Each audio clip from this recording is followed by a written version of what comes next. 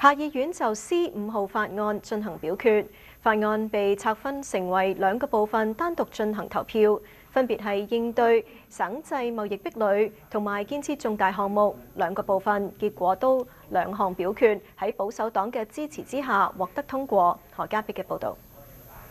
總理卡尼推動嘅消除跨省貿易障礙及重大項目 C5 法案，今日喺下議院進行辯論並投票。Mr. Speaker, and I invite the honourable member to join us. The bill to build Canada strong, the bill to build jobs in this country, create opportunity right across this land. Check, Mr. Speaker. 灰人政團議員表示反對該法案。This bill allows environmental measures to be bypassed and allows almost all laws to be suspended by order in council. It's the most authoritarian bill since the Emergencies Act. 喺原住民領袖幾個星期嘅批評之後，法案喺尋日進行咗修訂，撤銷咗賦予內閣規避印第安人法嘅權力。下議院議長今日亦都裁定，將該法案嘅內部貿易及重大項目分成兩個部分進行投票。